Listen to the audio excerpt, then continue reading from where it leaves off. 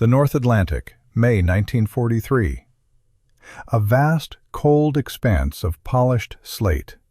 Deceptive. On the conning tower of U-boat 552, Captain Otto Topp scanned a horizon that offered nothing and threatened everything.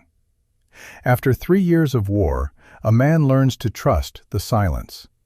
He learns to trust the pressure in his own ears as much as the gauges below. He trusts the muffled footfalls of his crew, their boots designed to absorb every vibration, every hint of their existence. Tonight, every instinct, honed by years of the hunt, screamed of a danger he could not see. Deep within the steel hull, his men moved with the quiet efficiency of ghosts. They prepared for another patrol, a mission that once promised glory. U-552 was a legend. 35 Allied ships sent to the bottom. Nearly 200,000 tons of steel, fuel, and food swallowed by the sea. Topp himself was a decorated ace, a whisper of dread in Allied convoys. The ghost of the Atlantic. But the Atlantic was changing. The whispers were now of German boats, vanishing without a trace. At dawn, the prize appeared. A sprawling convoy of 40 merchant vessels, a floating city ripe for the taking. The kind of target that could change the course of the war, the kind of victory that immortalized a captain's name. As Topp raised his hand, preparing to unleash the torpedoes that would tear the heart from this steel beast, a new sound cut through the air. A high, piercing, electronic pulse. A sound that did not belong to the sea. A sound born from the sky above. Only months before, Germany was unequivocally winning the war beneath the waves. U-boat wolf packs, guided by brilliant intelligence that had cracked British naval codes, roamed the shipping lanes at will. Admiral Dönitz commanded a fleet of over 400 operational boats, a force poised to tighten the economic garrote around Great Britain for good. The numbers told a story of impending collapse. In November of 1942 alone, U-boats sank 119 Allied ships, a staggering loss of 729,000 tons. The Allies were losing merchant vessels 300,000 tons faster than they could build them. By the summer of 1943, Britain would face starvation. Winston Churchill himself would later confess, the only thing that ever really frightened him during the war was the U-boat peril. Then the hunt changed. By May of 1943, the entire equation had been inverted. Allied shipping losses had fallen by a staggering 75% in just 3 months. U-boat losses had tripled. At the Mitterparked submarines in the dead of night, aircraft were finding them shrouded in impenetrable fog. Destroyers tracked them with an accuracy that felt supernatural. High command was paralyzed by confusion. The Allied codes remained broken, yet their convoys moved with an unnerving confidence, their escorts striking with a terrible, newfound precision. The rumors in the mess halls spoke of secret weapons, of treason, of detectors that could see through water and darkness. Topp had dismissed it all as the paranoia of weary men. Until that morning. Until that piercing, alien pulse. He grabbed the voice pipe, his voice a low command. Alarm! Clear the bridge! The crew scrambled, a frantic but disciplined retreat into the belly of the submarine. The roar of the diesel engines died, replaced by the spectral hum of electric motors. The nose of U-552 dipped beneath the waves, plunging into the cold, crushing dark. Topp's instinct demanded escape, but the pulse had come from directly above, and through his periscope he had seen only an empty sky, punctuated by scattered clouds at 3,000 feet. Level at 60 meters, he ordered. Silent running. The U-boat became a pocket of silence in the abyss, hiding from a predator it could not see. The hunter had become the prey, stalked by a ghost he could not comprehend, a ghost that lived in the empty sky. A questioning glance from First Officer Klaus Bergton. In the metallic silence of the control room, only the low hum of electric motors and the groaning complaint of the hull under pressure could be heard.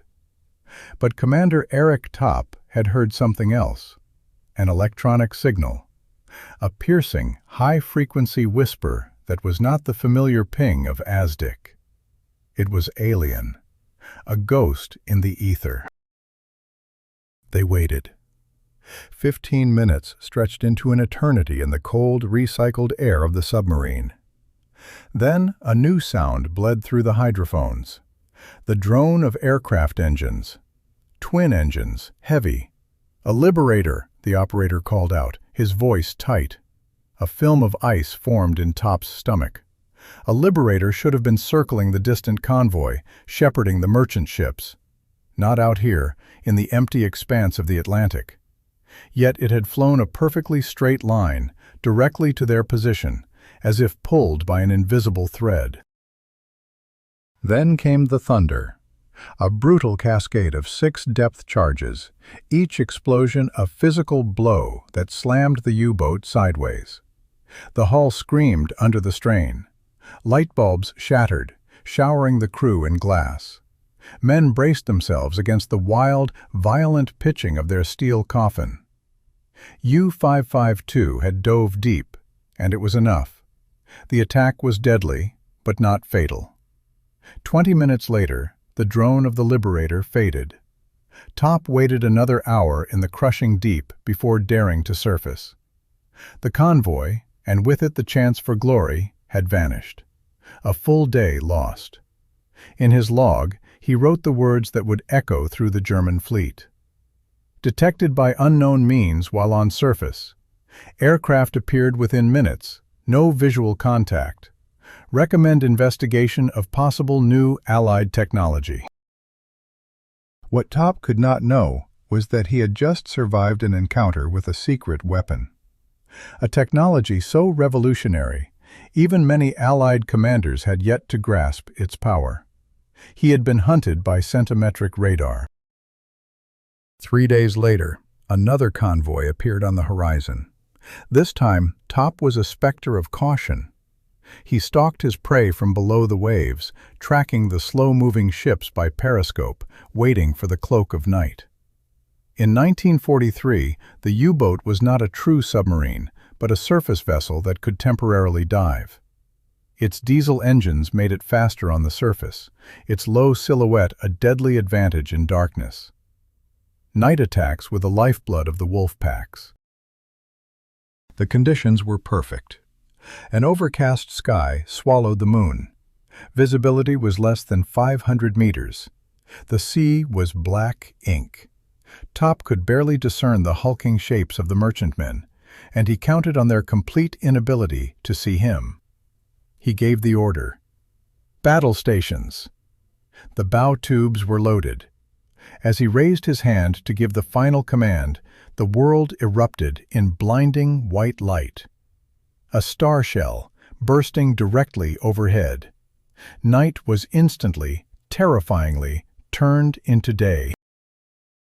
U-552 was naked, exposed, and charging from the darkness was a British destroyer, its bow wave a white slash of impending violence. There had been no warning, no radar contact on his own equipment. It was simply there. Too close to fight, too close to escape. As U-552 desperately tried to dive, the destroyer's depth charge racks tilted. The explosions came at 30 meters, buckling the boat with unimaginable force. Pulverized in darkness. The stern diving planes jammed. Hydraulic fluid bled from ruptured lines. A port electric motor began to overheat, filling the air with the acrid smell of burning oil. And then, the most terrifying sound of all, the deep, resonant groan of a hull strained to its absolute limit. Against all regulations, Topp pushed the boat deeper. 180 meters. For 3 agonizing hours, the destroyer hunted them, dropping charges in precise geometric patterns, adjusting its course as if guided by an unseen hand. Every evasive maneuver was met with another attack. They were being tracked, again and again, in the total blackness of the abyss. At 3 in the morning, the attacks finally stopped. But by the end of May, TOP's patrol was a ruin. Just 2 ships sunk. Forced to dive 14 separate times to evade aircraft. Dangerously low on fuel, his crew hollow-eyed and exhausted. The hunter had become the hunted. The Atlantic, once their private hunting ground, was now a transparent fishbowl. That high-frequency signal TOP had heard was more than just a new Allied technology. It was the sound of the future arriving, a whisper that signaled the end of an era. In the cold, stale air of the wardroom, Captain Eric TOP spread his charts. The paper felt brittle under his fingers. Each mark, each notation, told the same impossible story. Detection. Again and again. It made no sense. Day, night, clear skies, thick fog. Near the convoys, or alone in the vast emptiness of the Atlantic, there was no pattern, no tactical lesson to be learned, no mistake to correct. Beside him, an officer's voice was a strained whisper, giving breath to the fear that now lived in the steel heart of the submarine. They can always see us. It was a chilling realization. The Allied advantage was not conditional. It was not luck. It was absolute. On May 24th, at 4 in the morning, the ocean was black and calm, the safest hour. U-552 was on the surface, its diesel engines thrumming as it charged its precious batteries. The crew's eyes, accustomed to the deep dark, were slow to adjust. Too slow. Before their electronic lifeline, the METOX radar receiver, could utter a single warning chirp, a shadow detached itself from the stars. A Liberator bomber. Suddenly, the night was torn open by a searchlight, pinning the U-boat in a brilliant, inescapable cone of white. Then came the whistle of falling depth charges.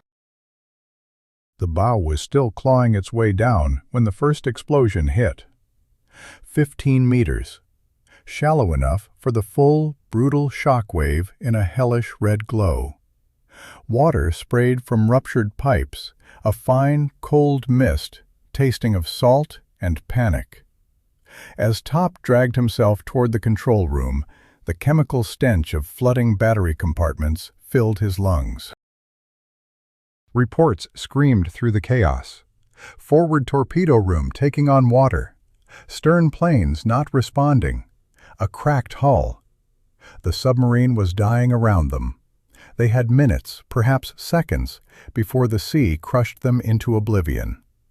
In a final, desperate act, TOP roared the command to blow the ballast tanks. Compressed air screamed into the chambers. The bow surged upward, breaking the surface in a cascade of churning water, the entire crew bracing for the end.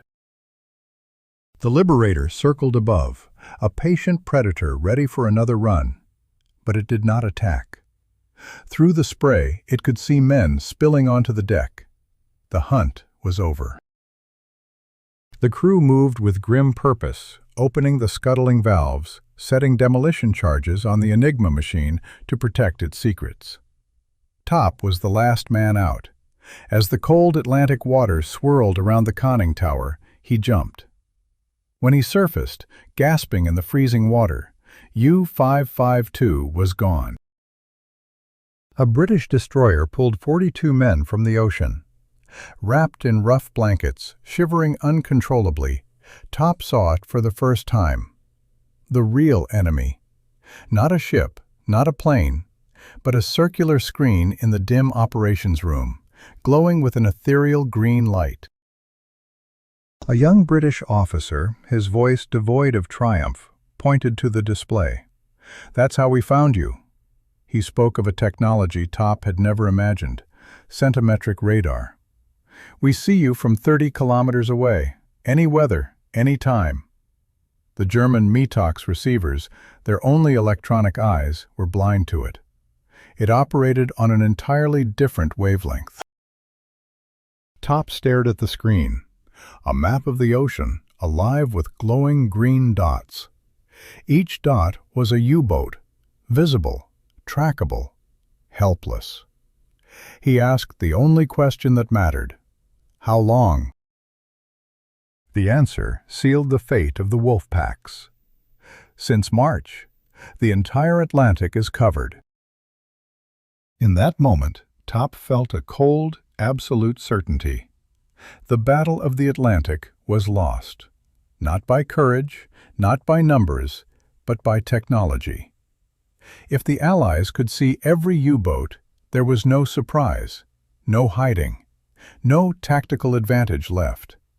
Germany could build submarines with astonishing speed, but the Allies were building merchant ships even faster.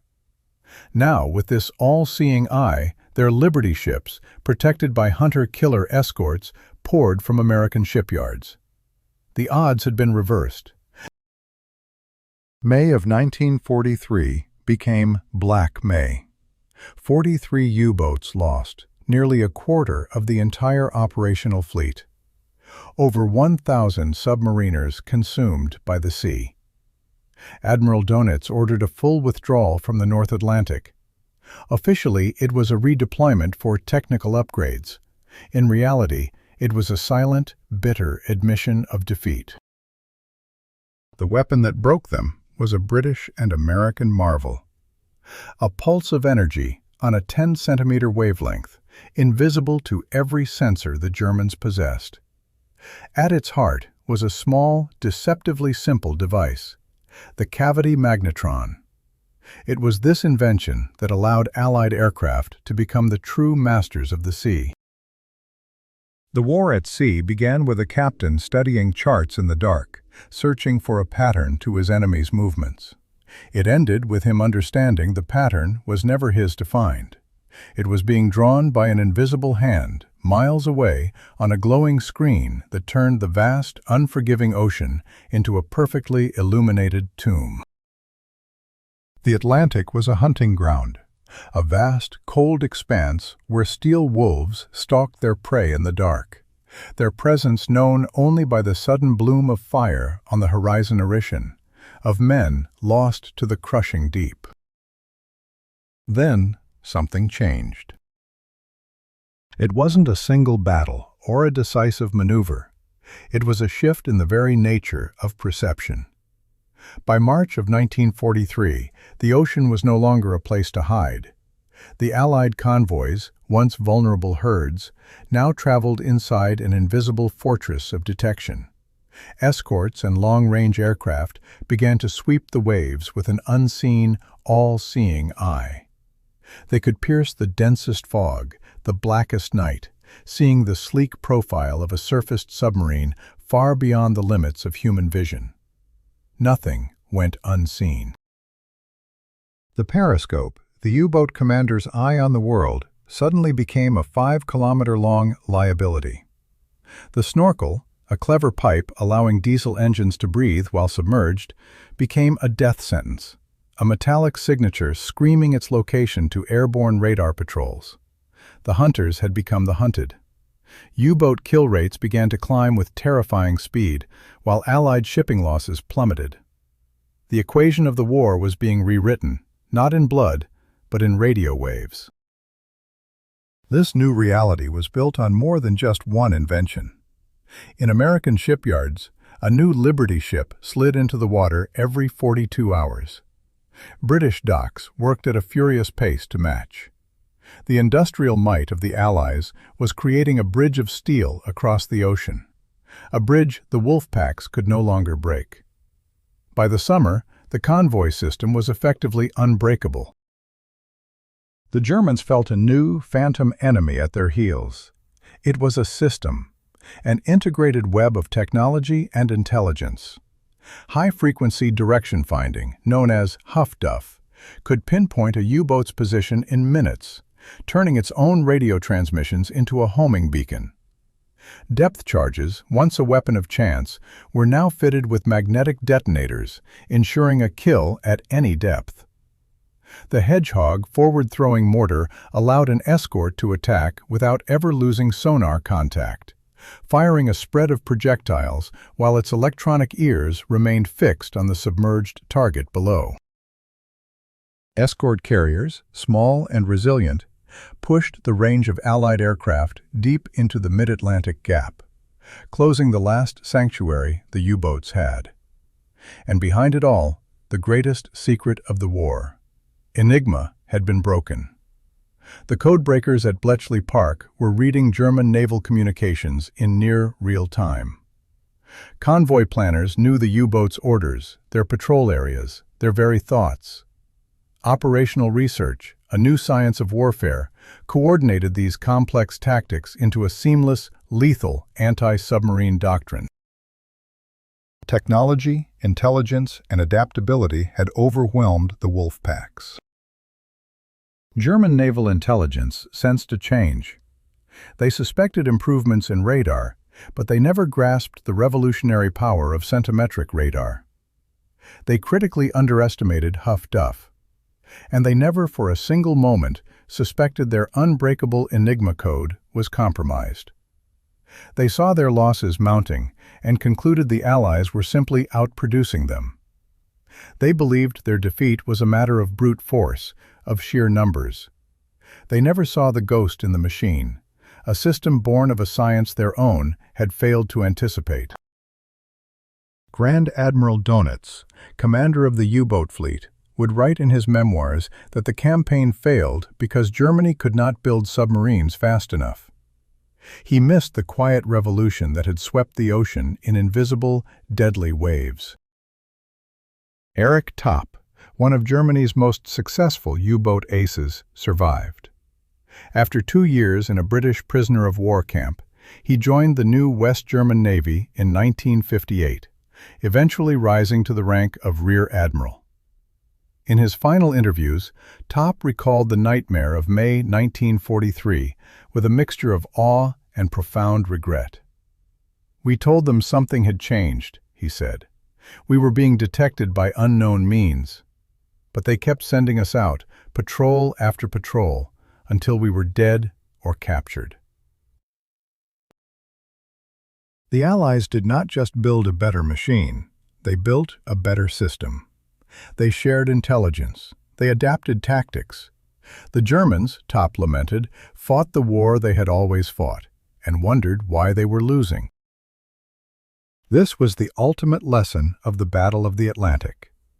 Technology wins wars, but only when it is wielded with an understanding of the new reality it creates. The final proof came in June of 1944.